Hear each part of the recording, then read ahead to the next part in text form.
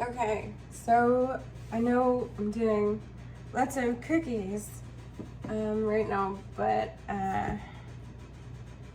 it's cookie season, and plus cookies are the best breakfast ever.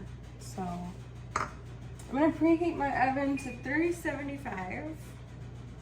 It's not how you preheat it.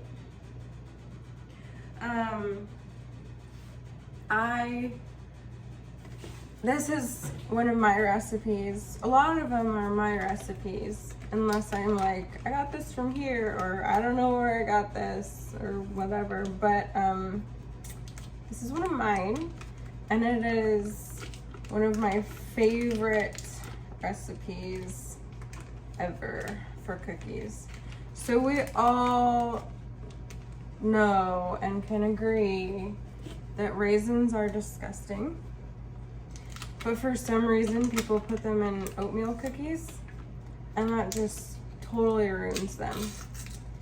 So, we're making oatmeal Craisin cookies that are spiced, and they're delicious. And they're not terribly sweet either, so like I said, they make a fantastic breakfast. And there's oatmeal in it, and cranberries, so it's healthy. It's health food. We're making health food. I should tell you what I'm doing. I did a cup of sugar, a cup of brown sugar, and a cup of softened butter. And I'm gonna go use the beaters. Okay, so I creamed my butter and sugars. And as always, you know, the full recipe is gonna be on the blog. You don't have to sit through this video that is probably awful. I'm gonna add 2 eggs and a teaspoon of vanilla. Yeah.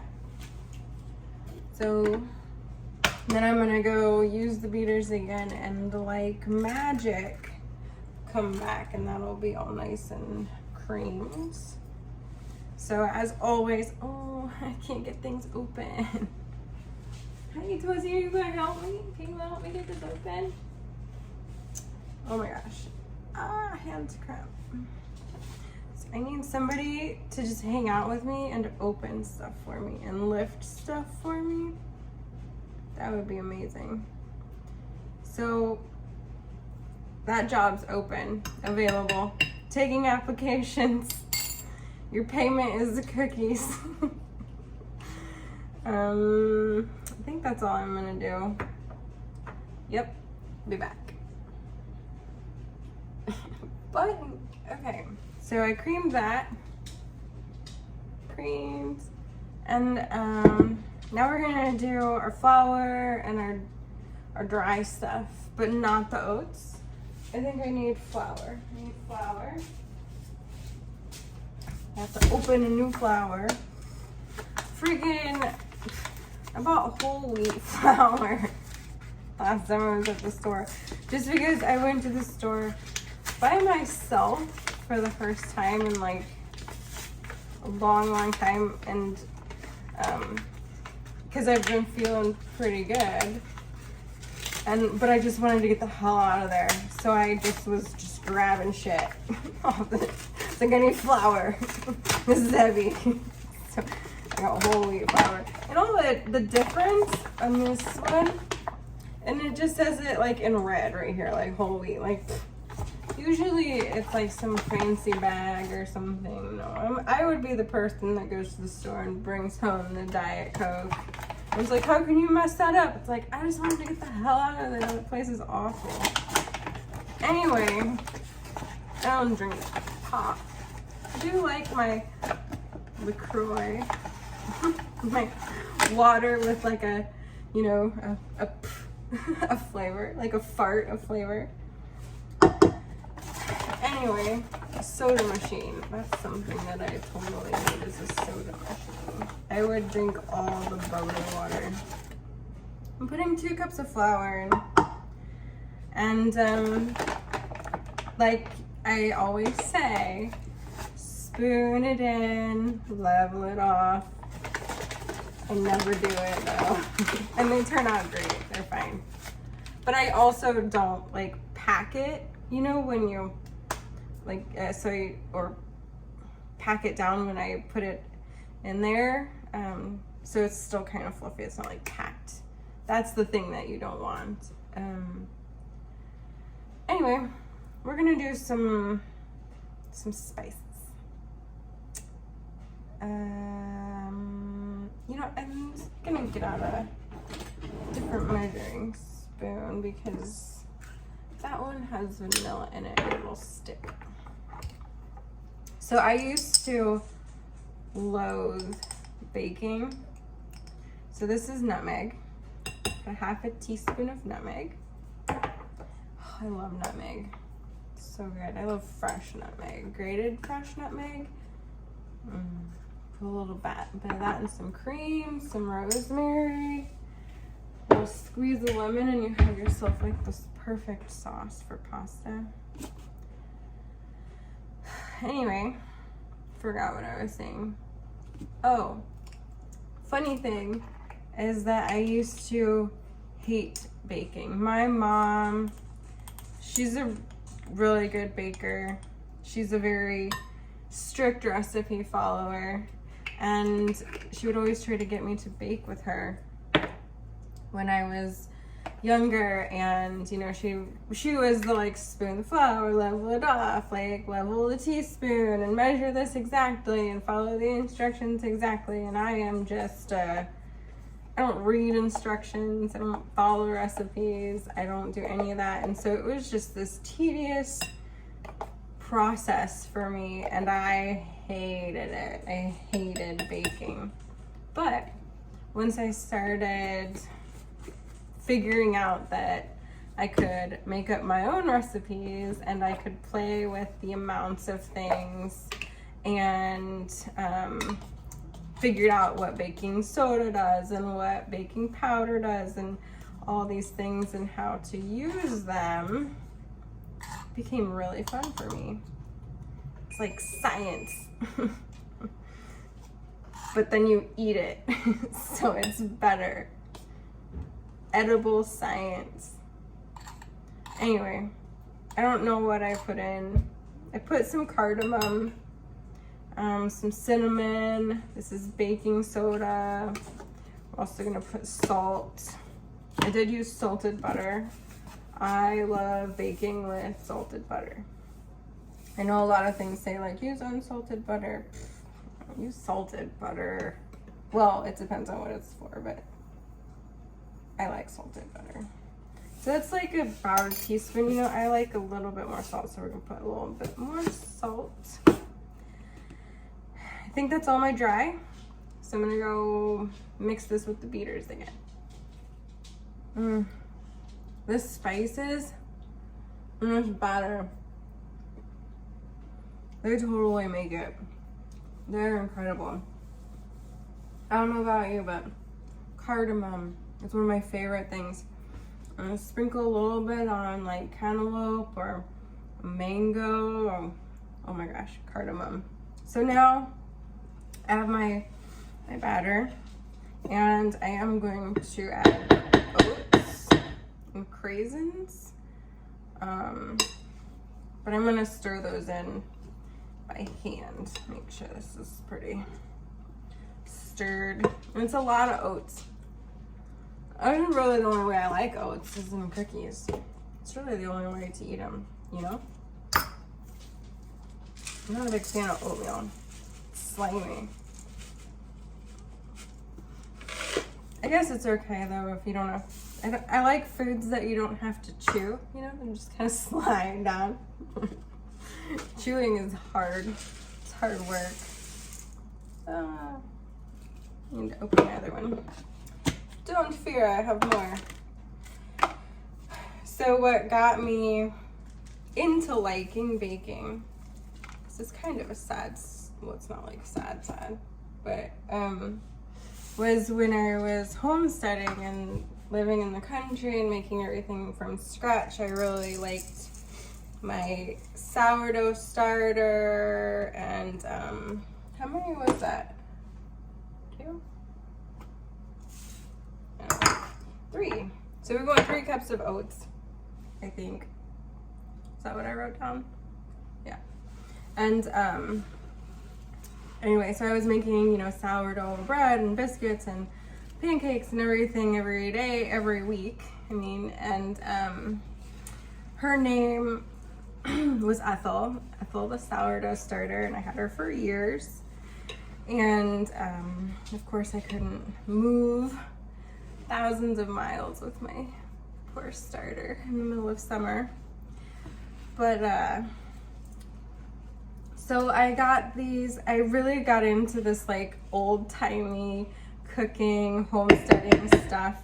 So I found, and I have a thing for books, like I have over 1,000 books. It's kind of ridiculous. But I found these old cookbooks that just have the, you know, the measurements, like a pail of cream and stuff like that, and pinches and palms, and that's how they measured. And I was fascinated by this. Like, this is so cool, you know, because I was getting the milk with the cream on top from the neighbors and separating that and doing the butter and making butter and just having that available to me. So I was like, yeah, I'm a fucking pioneer woman. Right? So I had this website for our, can I say that on YouTube? I don't know. On this website that was for our like homestead, like mini farm thing. And I would make the recipes, but like make them modern and then make them my own, because a lot of times you just needed to, you know, you needed to substitute things that just aren't a thing anymore, or figured out different ways to get things to rise or whatever. So I got into that, and I had a bunch of recipes, like old-timey, really cool baking recipes on there, and I lost them all because, you know, like in my pissed off haste of divorce and everything, I was like, just shut down the website, just shut it down. I didn't save anything from it. I just deleted it. So we're kind of starting over, right? Start fresh. But anyway, oh my god, these are my favorite cookie. I know I said that about ginger snaps, but also favorite. Craisins. God, the Craisins and Oatmeal Craisin cookies. And since I wrote this recipe, like a lot of mine, I have my like little recipe sheet over here, but as you can see, like it's my handwriting, and it's just, so I just jotted it down because I was like, you know, I should put this on the website. And so it just says Craisins. So, you know, just Craisins. Just put some Craisins in it. However many Craisins you believe. I would say like 3/4 cup. We're gonna call it 3/4 cup. But if you want more Craisins, put more Craisins. And I am gonna have to figure out what to do with all of these Craisins, because the only bag they had at the store was this giant bag of Craisins. I do like to put them in my apple pies, and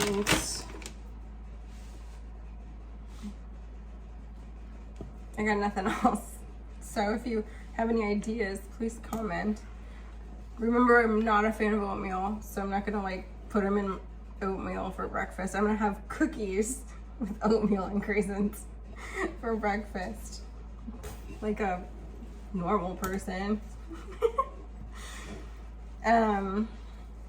So yeah, look at that. Oh, they're so good.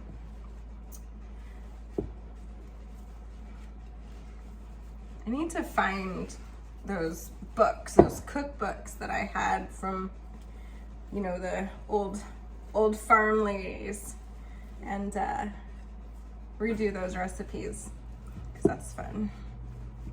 Okay, so this is our oatmeal craisin cookie. Yeah. I'm gonna go get a spoon for spooning. Spoon for spooning. Did you see that fly by? So I usually tell you a story when I'm rolling out my cookies. So I'm just gonna tell you a little bit about the homestead. And winter there, because it's winter right now and we're doing some holiday cookies and stuff.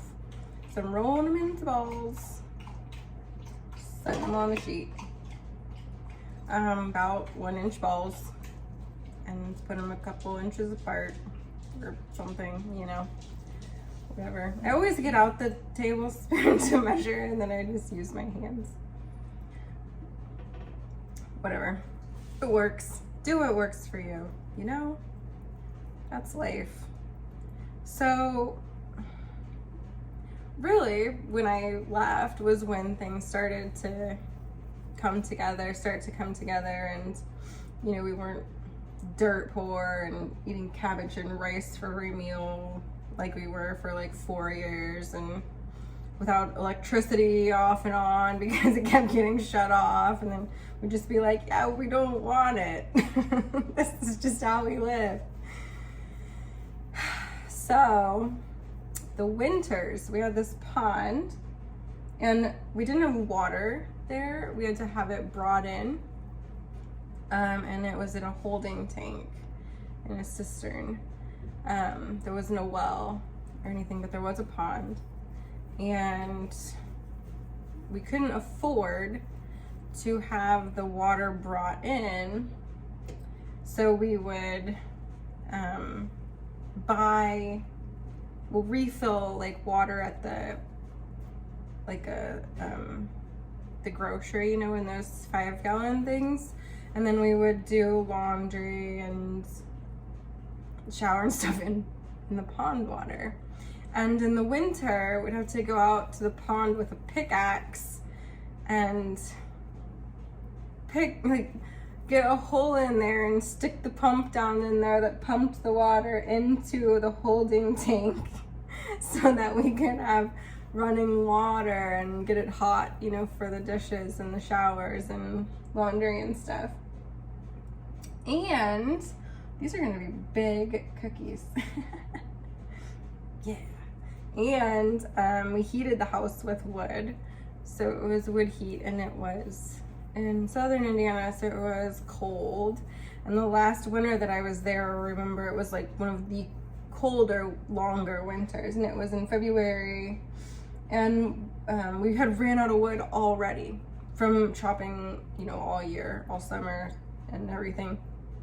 And so I'm out there in negative 14-degree weather, chopping freaking wood, because that's how we had to stay warm. And in this 2-story house, it was freezing if you weren't in that room. So, you know, we'd have to wake up at 2, 3 in the morning and put more wood on the fire, and it was this tiny wood burning stove. And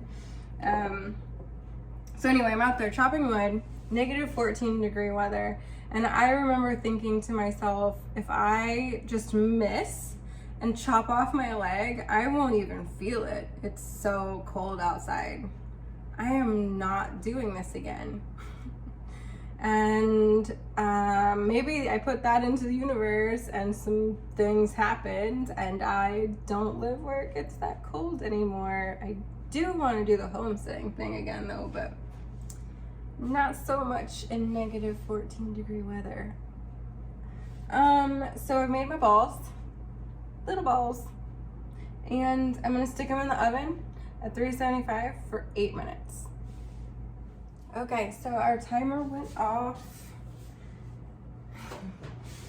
and oh man, I can't see now. The light turned off on me. Okay, oh my gosh, they smell so good. Wanna see them right out of the oven? And I already do, well, shoot, there we go. I did already do all the other ones. So, check them out. Aren't they beautiful? I I think I'm gonna have that one for breakfast. Seriously, make these.